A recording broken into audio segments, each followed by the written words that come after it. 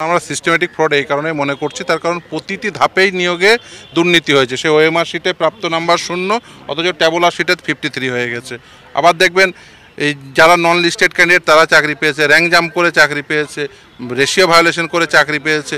আজকে তো ধরুন শুধুমাত্র ইন্টারিম প্রোটেকশন, এটা ভাববেন না যে ফাইনাল জাজমেন্ট, ফলে ইন্টারিম প্রোটেকশন, কারণ সমস্ত কাউন্সিলদের ইভেন শুনতেও পারেননি, যারা এসএলপি ফাইল করেছেন তাদেরও সমস্ত শুনতে পারেননি, ইভেন আমরাও পুরো সম্পূর্ণ শুনানি করতে পারিনি। আজকে শুধুমাত্র যেহেতু মামলাটি পরবর্তী দিন শুনানি হবে 16 জুলাই 2024-এ, ফলে সেই দিন পর্যন্ত অন্তর্বর্তীকালীন স্থগিতাদেশ। কিন্তু তার সঙ্গে একটা রাইডার দিয়েছেন, কি বলেছেন, যে যদি বাতিল হয় তাদের কিন্তু এই আন্ডারটেকিং দিতে হবে, তাদের কিন্তু বেতন ফেরত দিতে হবে। ফলে এই আন্ডারটেকিং একটা রাইডার সহ কিন্তু স্থগিতাদেশ, অন্তর্বর্তীকালীন স্থগিতাদেশ, যে তাদের যারা আইডেন্টিফাইড হবে, যাদের ইলিগালিটিস আইডেন্টিফাইড হবে, তাদের কিন্তু বেতন সহ সে বেতনগুলো ফেরত দিতে হবে। বাকিগুলো তো সিবিআই তদন্ত চালিয়ে যাবে, সেটাও আজকে বলেছে। সেটা কোন ক্ষেত্রে সিবিআই যেমন তদন্ত চালাচ্ছিল যে এই যে ইলিগালিটিস যা কি হয়েছে সেই বিষয়ে যেমন তদন্ত চালাচ্ছিল, অ্যাজ ইট ইজ তদন্ত চালিয়ে যাবে। কিন্তু যে প্রোটেকশনটা একটা পেয়েছিল সুপার নিউমেরিক নিয়ে সেটাতে সেই প্রোটেকশনটা থাকবে, কিন্তু in regards of other thing যে তদন্ত চলছিল ইলিগালিটিসগুলো, সেগুলো যেগুলো ক্রিমিনালিটি ইনভলভ, সেগুলো অবশ্যই তদন্ত হবে। এর আগে হিয়ারিং এ রাজ্য সরকার বলেছিল কি যদি এইটা থাকে ক্লজ নম্বর 8 যে অর্ডারে ছিল, তাহলে পুরো ক্যাবিনেট জেলে চলে যাবে এই ইলেকশন চলাকালীন। সেটার উপর স্টে দিয়ে খুব সম্ভবত রাজ্যের জন্য তো স্বস্তি।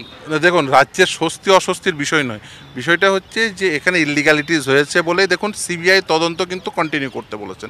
ফলে একটা জিনিস স্পষ্ট যে দুর্নীতি হয়েছে। এখন দুর্নীতির ফলে কারা বেনিফিশিয়ারি হয়েছেন, কোন কোন অ্যাপয়েন্টমেন্টগুলো দুর্নীতির বেনিফিশিয়ারি, সেইগুলোর জন্য কিন্তু পরবর্তী শুনানি হবে। এবং একটা রাইডার সহ সেই জন্য একটা নির্দিষ্ট রায় আছে। সেটা কি রাইডারটা কি? রাইডার হলো যারা আইডেন্টিফাইড হবে তাদের কিন্তু বেতন ফেরত লাগবে। অর্থাৎ দুর্নীতি হয়েছে এটা কিন্তু আদালত বুঝতে পারছে, কিন্তু দুর্নীতির বেনিফিশিয়ারি কোন সমস্ত প্রার্থীরা, কোন অযোগ্য প্রার্থীরা যারা দুর্নীতির বেনিফিশিয়ারি, তাদের আইডেন্টিফাই করার জন্য পরবর্তী শুনানি হবে। কিন্তু এই যে ইন দ্য মিন হয় অন্তর্বর্তীকালীন স্থগিতাদের সঙ্গে একটা রাইডার, যে তাদের কিন্তু বেতন ফেরত দিতে হবে। আজকে তো এসএসসি হোক বা বোর্ড হোক বা রাজ্য সরকার, তারা তো কোর্টের মধ্যে বললেন কি দুর্নীতি হয়েছে, তারাও তো মানছেন এটা, যেটা হাইকোর্টে হয়তো মানে। হ্যাঁ, অবভিয়াসলি দেখুন মানতেই হবে। তার কারণ হচ্ছে এসএসসি নিজেরা তারাও তো এফিডেভিট দাখিল করে বলেছেন। ফলে সেই এবং তারা একথাও বলেছেন যে সিবিআইয়ের উদ্ধার করা যেমন ওএমআর শিট, সেটাকে ডাউট করার কোনো কিছু নেই। ইভেন সেটা এফিডেভিটেও মেনশন করেছিলেন। এখন তারপরেও তারা বিভিন্ন কথা বলছেন। কিন্তু যাই হোক না কেন, আজকে আদালত যে নির্দেশ দিয়েছে সেটা হচ্ছে অন্তর্বর্তীকালীন নির্দেশ, এবং তাও একটা রাইডার সহ যে তাদের বেতন ফেরত দিতে হবে। তো আপনারা আজকে একটা কোর্টের মধ্যে বলেছেন কি যদি এফিডেভিট দিয়ে এসএসসি এটা কোর্টকে বলে আমরা সবসময় বলছি বেআইনিভাবে ইলিগাল যে করেনি তাদের চাকরি দিলে তাদের কোনো আপত্তি নেই, আপনারাও আজকে বলেছেন। আমরা সবসময় বলছি যোগ্যরা তাদের যোগ্যতা অনুযায়ী স্বীকৃতি পাক, কিন্তু অযোগ্যরা তারা বাতিল হোক, যারা এবং সেই স্তরে নতুন যোগ্য প্রার্থী যারা তারা চাকরি পাক। মন্ত্রিসভায় কি নির্দেশ এলো সুপ্রিম কোর্ট?